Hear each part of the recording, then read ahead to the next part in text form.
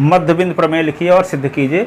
प्रमेय का कथन क्या है? किसी त्रिभुज की दो भुजाओं के मध्य बिंदुओं को मिलाने वाली रेखा तीसरी भुजा के समांतर होती है। जैसे मान लो एक त्रिभुज ABC ले लिए और ABC की भुजा AB का मध्य बिंदु क्या ले लिए? D, और AC का मध्य बिंदु E ले लिए, तो DE की लंबाई BC की आधी होगी, अर्थात DE की लंबाई 5 है, BC की लंबाई 10 है, तो DE की लंबाई क्या है? आधी है कि नहीं है BC की? ठीक है, क्योंकि जब BC 10 है तो DE 5 होगी। हाँ, तभी आधी कहलाएगी, आधी कहलाएगी, है ना। और साथ ही ये सिद्ध करना है कि DE BC के समांतर भी है, यानी दोनों को चाहे जिंदगी भर बढ़ाते रहें एक दूसरे को, कभी एक दूसरे को प्रतिच्छेद नहीं करेंगी। हाँ, तब समांतर रेखाएं कहलाती है ना। तो ये हो गया, तो वही लिखा दिया है। कथन क्या है? किसी त्रिभुज की दो भुजाओं के मध्य बिंदुओं को मिलाने वाली रेखा तीसरी भुजा के समांतर व आधी होती है, ये कथन है। अब लिखोगे क्या? दिया है लिखोगे आप पहले, फिर क्या लिखोगे? कथन के बाद दिया है। दिया है क्या लिखो? त्रिभुज ABC में भुजा AB का मध्य बिंदु D और AC का मध्य बिंदु E है। त्रिभुज ABC में, त्रिभुज ABC में भुजा AB का मध्य बिंदु D तथा AC का मध्य बिंदु AC का मध्य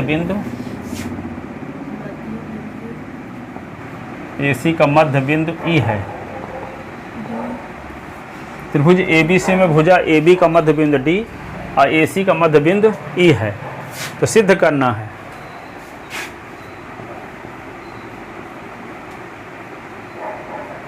सिद्ध करना है, क्या सिद्ध करना है? DE समांतर BC, DE समांतर BC, BC और DE बराबर BC/2, DE बराबर BC/2।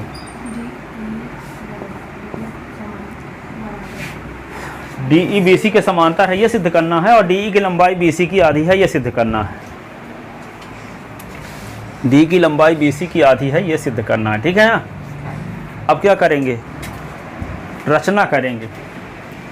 रचना नहीं, अपन इस जो करते हैं रचना लिखो। तो रचना में क्या लिखते हैं? भुजा DE को बिंदु F तक इस प्रकार बढ़ाया कि EF बराबर DE। DE को कहाँ तक बढ़ाए हैं? F तक। किस प्रकार बढ़ाए हैं कि E से F तक की लंबाई किसके बराबर हो? DE के बराबर हो। तो क्या लिखेंगे? भुजा DE को बिंदु F तक इस प्रकार बढ़ाया, F तक इस प्रकार बढ़ाया। किस प्रकार बढ़ाया? इस प्रकार बढ़ाया कि EF बराबर DE। भुजा DE को बिंदु F तक इस प्रकार बढ़ाया कि EF बराबर DE। C व F को मिलाया, C और C व F को मिलाया।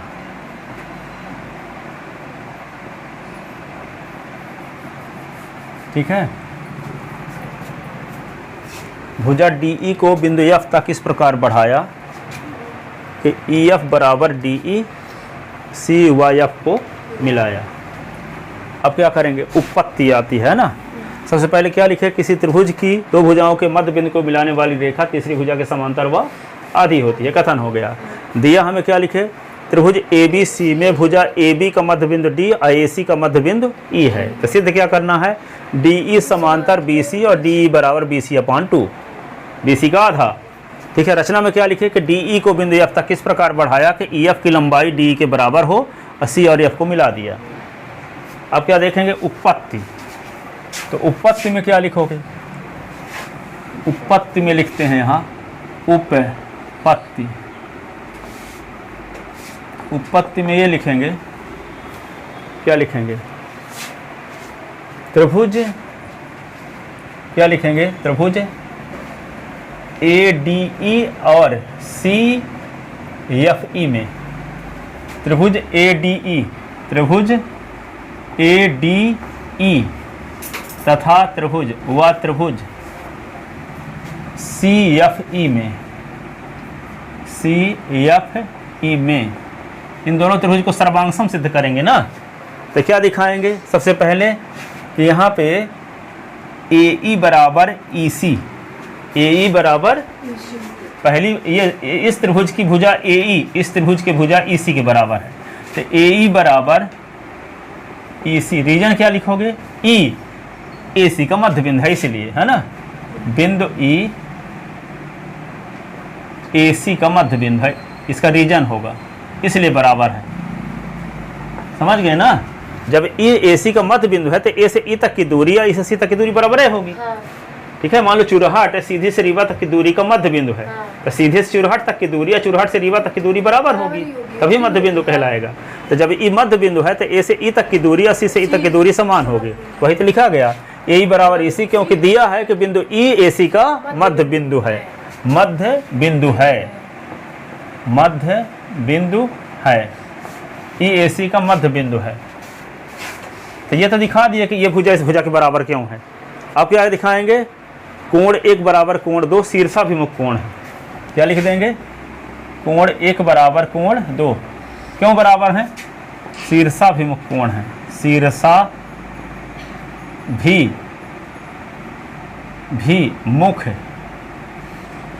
शीर्षाभिमुख कोण है। शीर्षाभिमुख कोण बराबर होते हैं, सिद्ध कर चुके हैं थ्योरम, उसको भी अभी तैयार नहीं किए हो। ऐसे बढ़ती नहीं जाएगी तो कहोगे कल तैयार करेंगे हर रोज, तो कल बढ़ते 100 थ्योरम हो गई, अब कल 100 थ्योरम तैयार कर लोगे। हाँ, लिख कर क्या करोगे दिन भर? 100 थे एक दिन में तैयार नहीं है, कहाँ 100 हुए? नहीं, मान लो ऐसे रोज करते गए, रोज नहीं आए तो याद ही कर लेंगे, जाए किसी भी हालत में। देखो कोण 1 बराबर कोण 2 शीर्षाभिमुख कोण है। अब सुनो, DE बराबर EF रचना से, है ना, क्या लिखे थे? DE बराबर EF रचना से। तो दो संगत भुजाएं दो बराबर हो गई ना। जो संगत भुजाएं बराबर हैं उन्हीं संगत भुजाओं के बीच वाला कोण बराबर है। जो संगत भुजाएं बराबर दिखाए ना, ये भुजा इस भुजा के बराबर हो गई, ये भुजा इस भुजा के बराबर हो गई। जो भुजाएं बराबर सिद्ध किए हैं वही उन्हीं के बीच वाला कोण भी बराबर है। तो क्या अब कहलाएगा यहाँ? भुजा कोण भुजा कोण भुजा। तो लिख दो त्रिभुज ADE, त्रिभुज यही वाला लिख दो, त्रिभुज ADE सर्वांगसम त्रिभुज CFE रीजन क्या लिखोगे? देखो ना कौन लगेगा? दो संगत भुजाएं बराबर हैं, उनके बीच वाला कोण था भुजा कोण भुजा सर्वांग समता ग्रहित से। लिख लो यहाँ भुजा कोण भुजा, भुजा कोण भुजा सर्वांग समता, सर्वांग समता अभिग्रहित से,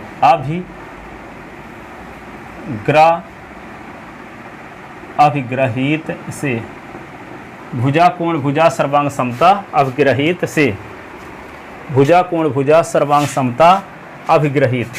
अभिग्रहित कैसे लिखेंगे? ये ग्रहित, अभिग्रहित, अभिग्रहित से,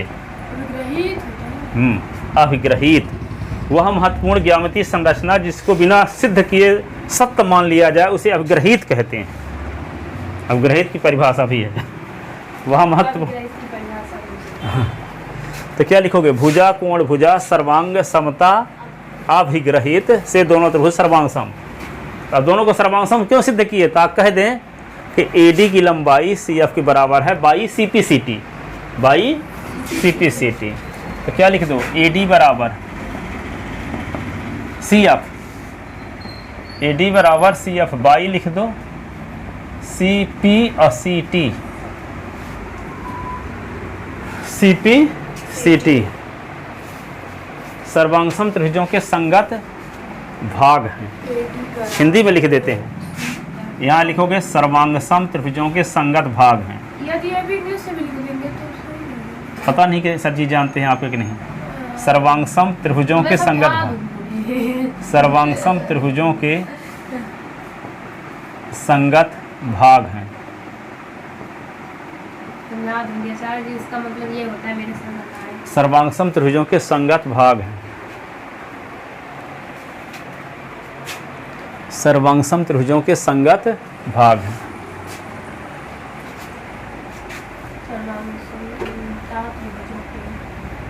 सर्वांगसम त्रिभुजों के संगत भाग हैं। तो AD बराबर क्या आ गया? CF। AD बराबर CF, ठीक है। अब AD बराबर DB भी है ना, क्यों? क्योंकि D मध्य बिंदु है AB का, तो AD की लंबाई DB के बराबर भी होगी। यहाँ लिख दो AD बराबर DB, AD बराबर DB, AD बराबर DB। रीजन ये है कि क्योंकि बिंदु D AB का मध्य बिंदु है, क्योंकि बिंदु D भुजा AB का मध्य बिंदु है, मध्य बिंदु है। अब देखो ये, इसका नाम रख लो समीकरण 1 और इसका नाम रख लो समीकरण 2। अब दोनों का बायां पक्ष बराबर, तो दायां पक्ष भी क्या होगा? बराबर। तो समीकरण 1 व 2 से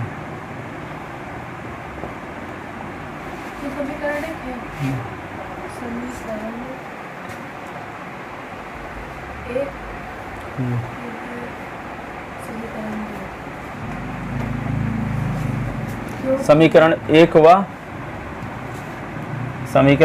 व 2 से, तो 1 व 2 से क्या मिला? जब दोनों का बायां पक्ष बराबर है तो दोनों का दायां पक्ष भी क्या होगा? बराबर होगा। तो क्या लिख दें? AD बराबर DB बराबर CF, DB बराबर CF, या CF बराबर लिख सकते हो।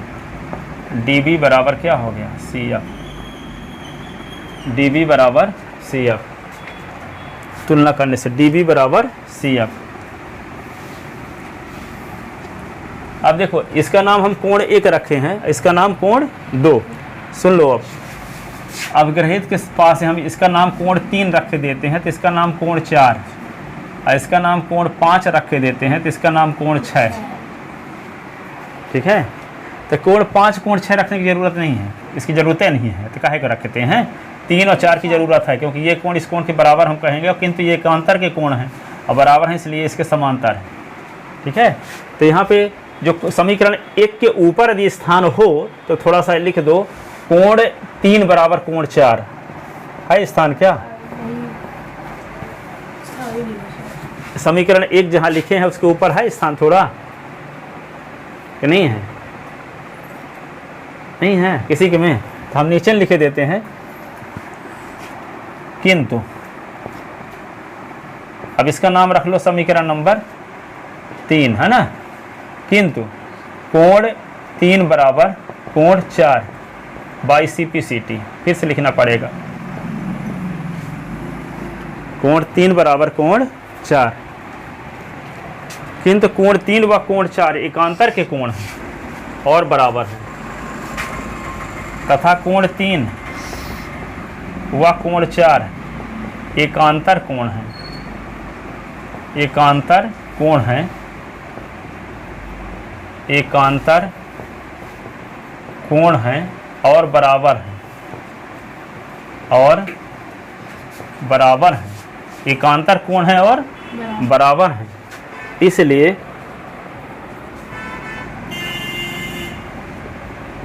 AB समांतर CF, AB समांतर CF, AB समांतर CF। तो AB के ऊपर से तो DB जा रही है, देखो ना, AB के ऊपर है ना DB है, इसलिए DB समांतर CF। तो देखो DB CF के बराबर है और DB CF के समांतर है। तो किसी चतुर्भुज के सम्मुख भुजाओं का एक युग्म बराबर भी हो और समांतर भी हो तो वह चतुर्भुज समांतर चतुर्भुज होता है। ठीक है। तो इसका नाम क्या रख लो? 4। तो समीकरण 3 व 4 से लिख दो कि BCFD एक समांतर चतुर्भुज हुआ। नीचे इतना आ रहा है कि नहीं आ रहा है?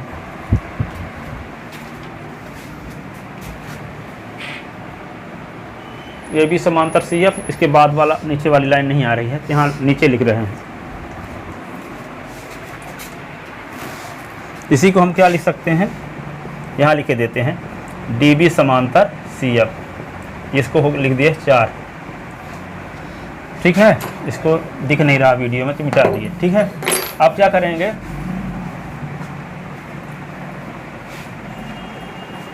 इसलिए बी सी एफ डी,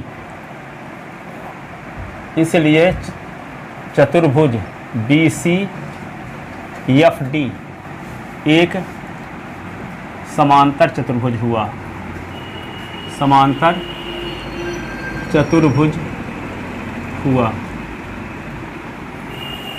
समांतर, समझ गए, समांतर चतुर्भुज हुआ। लिखो समांतर,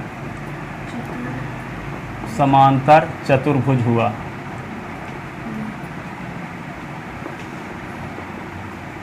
और ये जो समांतर चतुर्भुज हुआ तो आमने सामने भुजाएं क्या होंगी, बराबर व समांतर। बराबर व समांतर। इसलिए आमने सामने की भुजाएं, आमने सामने की भुजाएं, आमने सामने की भुजाएं बराबर व समांतर होंगी, बराबर व समांतर होंगी। इसलिए BC बराबर BC समांतर DF और BC बराबर DF, समांतर भी होगी और बराबर भी होगी आमने सामने भुजाएं। तो BC के आमने सामने भुजा क्या, BC के सामने भुजा DF है ना, है हैं? तो ये भुजा इसके समांतर भी होगी और ये भुजा इसके बराबर भी होगी। तो यहाँ पे DF के ऊपर से DE जा रही है, तो जब BC समांतर है DF के, तो DF के ऊपर वाली लाइन भी समांतर होगी BC की, कि नहीं? तो BC समांतर DE। और यहाँ क्या होगा, BC बराबर DF को क्या लिख सकते हो, देखो ना, DF को लिख सकते हो DE धन EF, नहीं लिख सकते हो? सीधी से रीवा को क्या लिख सकते हो, सीधी से चुरहट, चुरहट से रीवा, सीधी से रीवा को क्या लिख सकते हो, सीधी से चुरहट, चुरहट से रीवा, वही आएगा। जो मतलब जैसे ए बी, हाँ, तो DF को लिख सकते हैं DE धन EF, DE धन EF। अब देखो यहाँ सिद्ध कर चुके हैं EF की वैल्यू किसके बराबर है, देखो यहाँ रचना से EF की वैल्यू DE के बराबर है। तो जहाँ EF के स्थान पर DE लिख सकते हैं, तो यहाँ लिख दो BC बराबर DE धन DE, DE धन DE, क्योंकि रचना से दोनों बराबर ना है। यहाँ देखो ना, EF की लंबाई DE की बराबर है रचना से, तो जहाँ EF लिखा है वहाँ लिखा जा सकता है DE, तो EF यहाँ लिखा है तो DE लिख दिया। अब DE कितने DE, 2DE, तो BC बराबर क्या होगा 2DE। तो 2 को इधर ले आओ तो बटे में हो जाएगा, तो BC बटे 2 बराबर DE। तो यहाँ से क्या पता चला कि DE समांतर है BC के भी और DE बराबर BC/2 भी है। अतः DE समांतर BC और DE बराबर 1/2 BC। यही सिद्ध करना था, यही सिद्ध करना था, यही मध्य बिंदु प्रमेय है। ठीक है ना। यहाँ पे EF के स्थान पर DE लिखे तो रीजन क्या लिखना पड़ेगा, रचना से, रचना से, और DE जोड़ दिए 2DE, और 2 को इधर ले आए तो बटे में हो गया, तो DE बराबर BC/2। तो DE समांतर हो गया BC के और DE बराबर BC का आधा। तो सिद्ध हो गया किसी त्रिभुज की दो भुजाओं के मध्य बिंदु को मिलाने वाली रेखा तीसरी भुजा के समांतर व आधी होती है। किसी त्रिभुज की दो भुजाओं के मध्य बिंदु को मिलाने वाली रेखा तीसरी भुजा के समांतर व आधी होती है। ये भुजा इस भुजा के बराबर है, क्यों? क्योंकि ई भुजा इसी का मध्य बिंदु है। ये भुजा इस भुजा के बराबर है, क्यों? रचना से। ये कोण इस कोण के बराबर है, क्यों? शीर्षाभिमुख कोण है। ये त्रिभुज इस त्रिभुज के सर्वांग सम है, क्यों? भुजा कोण भुजा सर्वांग समता अवग्रहित से। इसलिए ये भुजा इस भुजा के बराबर है, क्यों? By CPCT। ये कोण इस कोण के बराबर है, क्यों? CPCT। किंतु ये दोनों कोण क्या है? एकांतर के कोण हैं। इसलिए ये रेखा समांतर इसके, और जब ये रेखा इसके समांतर है तो क्या होगा? CF भी DB के समांतर होगा।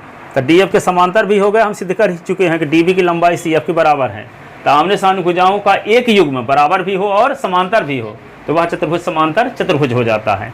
इसलिए BCFD एक समांतर चतुर्भुज हो गया। और जब बी सी एफ डी समांतर चतुर्भुज हो गया तो आमने सामने भुजाएं बराबर व समांतर होती हैं, इसलिए बी सी समांतर डी एफ हो जाएगा और बी सी बराबर डी एफ हो जाएगा।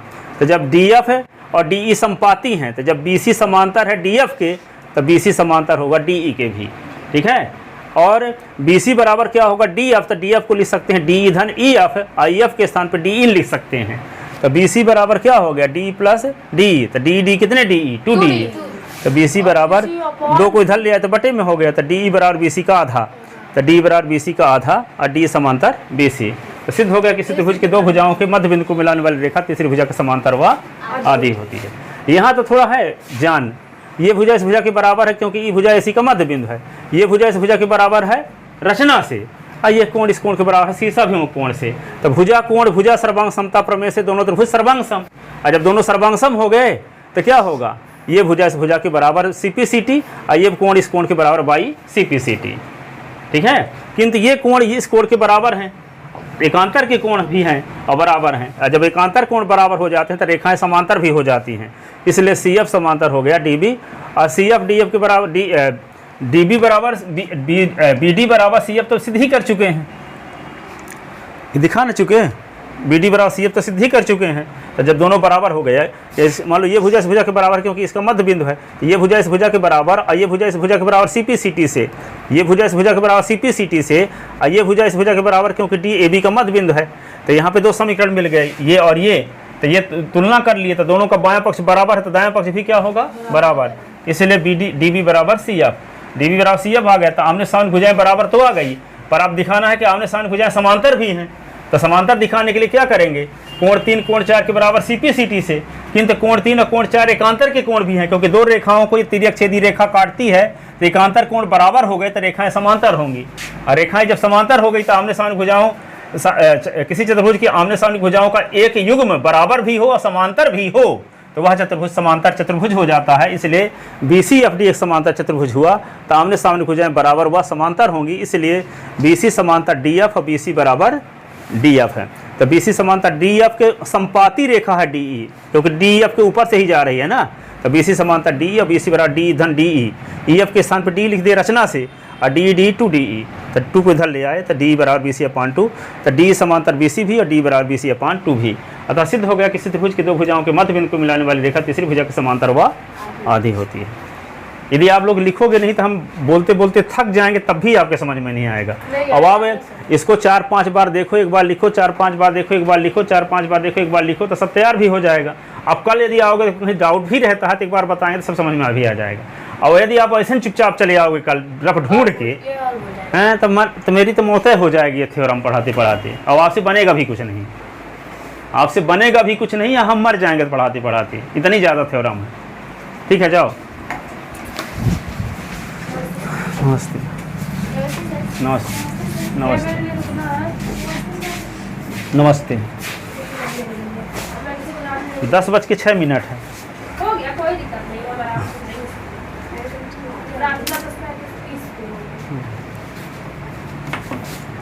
सीधे में दे देती